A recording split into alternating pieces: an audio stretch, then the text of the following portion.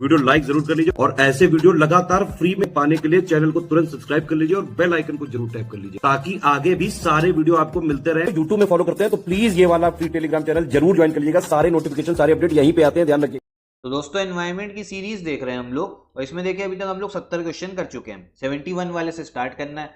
जितना भी important fact है, कंसेप्ट है, वो सब आपको समझ में आएगा। सीरीज देखिएगा जरूर और पुरानी वीडियोस के लिए प्लेलिस्ट बन गई है, उसको भी चेक कर लेना। तो देखो 71 क्वेश्चन क्या बोला जा रहा है।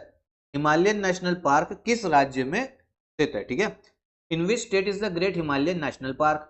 अब आप अगर ऑप्शंस देखोगे ना तो आप कंफ्यूज हो जाओगे, क्योंकि जो राज्य दे रखे हैं वो वही राज्य जहां पे आपको हिमालय देखने को मिलेगा। लेकिन हिमालयन नेशनल पार्क आपका आता है हिमाचल प्रदेश में, इसको याद कर लो। कहाँ पे? हिमाचल प्रदेश में। ठीक है, अगर मैप देखोगे, देखो ये रहा आपका उत्तराखंड और ये रहा हिमाचल प्रदेश। कहाँ पे पड़ेगा Himalayan national park? Himachal Pradesh में, इसको याद कर लेना।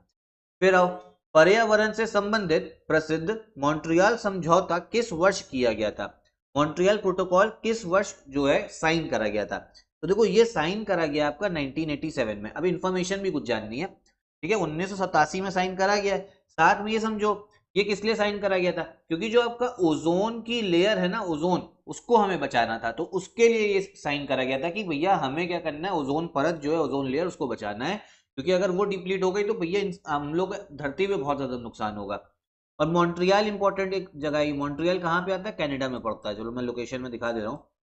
ये रहा भारत, यहाँ से हम चलेंगे वेस्ट की ओर। देखो यहाँ पे कनाडा दिख रहा है देश। ठीक है, कनाडा में ही आपको दिखेगा मॉन्ट्रियल एक जगह। तो चलो मॉन्ट्रियल भी समझ में आ गई होगी भैया जगह कहाँ पे है, कनाडा में। अब देखो ये बात बताइए तो साथ में वर्ल्ड ज्योग्राफी भी चल रही है इस चैनल पे, कंप्लीट मैप के थ्रू, उसको देख लेना। फिर और सिंपली पाल बायोस्फीयर रिजर्व कहाँ पे है? ठीक है, जैव मंडलीय सुरक्षित क्षेत्र सिंपली पाल किस राज्य में? तो ये पड़ता है आपके उड़ीसा में पड़ेगा सिंपली पाल। ठीक है, कहाँ पड़ेगा? उड़ीसा में। देख लो भैया इस मैप में, तो ये रहा सिंपली पाल। ठीक है, उड़ीसा में। आगे देखते हैं। नेशनल रिमोट सेंसिंग सेंटर, जो ये आपका इसरो का सेंटर है, ये बोला जा रहा है कहाँ पर पड़ता है? तो ये आता है आपके हैदराबाद में। ठीक है, क्या काम होता है इससे भैया? देखो जो सैटेलाइट भेजी गई है उससे जो इन्फॉर्मेशन आ रही है, उससे जो डेटा आ रहा है, उसको उसी के बारे में इकट्ठा करना, उसको और प्रोसेस करना। फिर पर्यावरण का संरक्षण एवं संवर्धन और वन्य जीवों की रक्षा किस अनुच्छेद के अंतर्गत निहित है? ठीक है, मतलब वही प्रोटेक्शन ऑफ, प्रमोशन एनवायरमेंट और प्रोटेक्शन ऑफ वाइल्ड लाइफ। तो ये आता है आपका आर्टिकल 48 से। ठीक है, अनुच्छेद 48 से। ये है आपका DPSP, directive principle of state policy. आगे देखते हैं भैया, चेरनोबिल परमाणु हादसा किस देश में हुआ था? चेरनोबिल न्यूक्लियर डिजास्टर, तो ये हुआ था आपके यूक्रेन में। ठीक है, यूक्रेन में। उस समय यूक्रेन जो है यूएसएसआर का पार्ट था आपका। बहुत भयंकर, मतलब समझो डिजास्टर था। ठीक है, तो अभी इस समय पे आपको पता है रशिया और यूक्रेन का युद्ध भी चल रहा है, कि यूक्रेन में था चेरनोबिल डिजास्टर।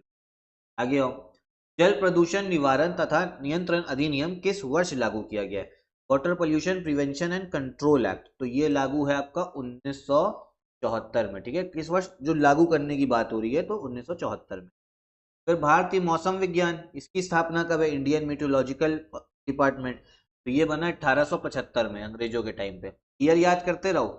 फिर एक ग्लोबल पोजिशनिंग सिस्टम, आपका जो जीपीएस है, ये किसका उदाहरण है? देखो आज मैं आपको जैसे ये मैप दिखा रहा हूँ, ये आपको जीपीएस की मदद से दिखा रहा हूँ। आपको एक जगह से दूसरी जगह जाना होता है, मैप खोलते हो अपने मोबाइल में, डायरेक्शन आ जाते हैं, वो सब जीपीएस। तो जीपीएस है कि सैटेलाइट वगैरह का, सैटेलाइट बहुत सारी स्पेस पे भेजी गई हैं, तो उस वजह से हम लोग को मोबाइल में पता लग जाता है, इन्फॉर्मेशन मिलती है, वो ऐप वगैरह बना रखे हैं। तो जो सैटेलाइट है वो कौन सी ऑर्बिट पे? ये है आपका मध्य पृथ्वी जो कक्षा है। ठीक है, मीडियम अर्थ ऑर्बिट। इसको मैं आपको दिखा भी रहा हूँ एक बार।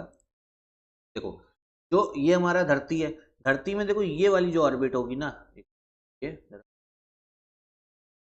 तो जो ये वाली ऑर्बिट है, ये धरती से एकदम जो लगी हुई है, इसको बोलते हैं लो अर्थ ऑर्बिट, लियो अर्थ ऑर्बिट। ठीक है, लियो भी बोल सकते हो।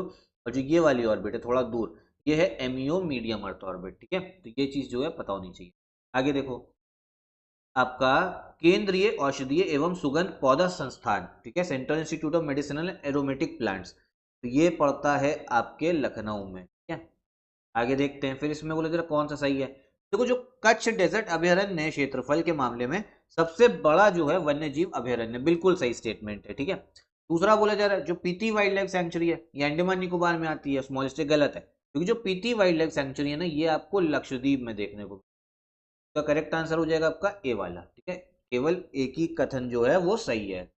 आगे देखते हैं। और एक चीज और समझ लो, SCS का हमारा यूपी PCS ROR का पेड ग्रुप भी चल रहा है, 15% का डिस्काउंट भी है अभी होली के आपके मौके पे, तो उसको आप ज्वाइन कर सकते हो।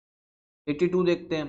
चंद्रप्रभा वाइल्ड लाइफ विहार, ठीक है, वन्य जीव विहार उत्तर प्रदेश के किस जिले में है?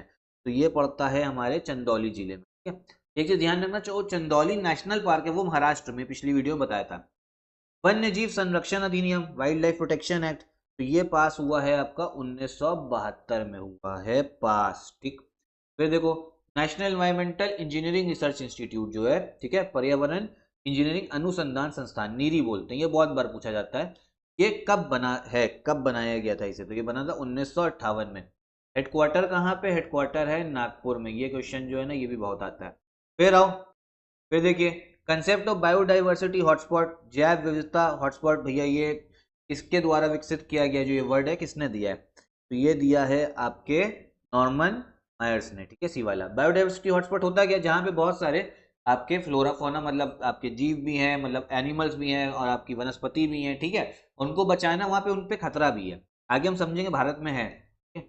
फिर जवाहरलाल नेहरू राष्ट्रीय सोलर मिशन, ये कब स्टार्ट करा गया था? तो ये स्टार्ट करा गया आपका 2010 में, 11 जनवरी, सीधा पूछ सकते। फिर भारत का पहला सोलर थर्मल पावर स्टेशन कहाँ पे बना था? तो ये बना था आपका राजस्थान में, ठीक है। फिर आगे देखिए, सबसे ज्यादा जो रासायनिक प्रदूषण है वो किस औद्योगिक आपका उद्योग से होता है? तो ये होता है आपके लेदर इंडस्ट्री से, ठीक है, जो चमड़ा उद्योग है ना, इससे काफी, क्योंकि जो लेदर होता क्या भाई, जो जानवरों की खाल है, जो जानवरों की स्किन है, ठीक है, उसको पहले सॉफ्ट बनाना होता है, तो उसमें केमिकल इतने डलते हैं ना उसको सॉफ्ट बनाने के लिए, उसी को टैनिंग बोलते हैं।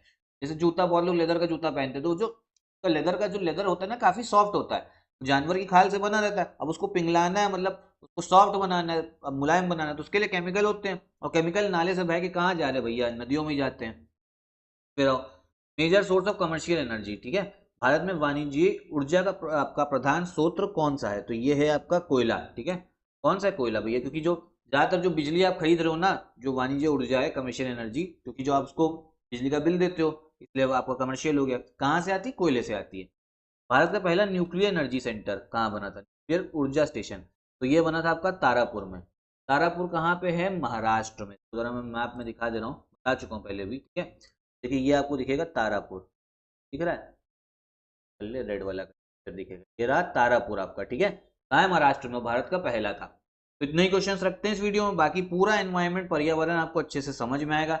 जितने भी क्वेश्चन जरूरी है ना, वो मैं सब यहाँ पे आपको करवाऊंगा। क्वेश्चन तो चलिए करवा ही रहा हूँ, जितना भी फैक्ट और कंसेप्ट जरूरी है वो सब मैं आपको बताऊंगा। पूरी सीरीज को फॉलो करते रहिएगा, इस चैनल को भी फॉलो करो, यूपी PCS ROR के लिए बहुत हेल्प होने वाली है आपकी। साथ में CS का हमारा यूपी PCS ROR का पेड ग्रुप भी चल रहा है, उसको भी ज्वाइन आप कर सकते हैं।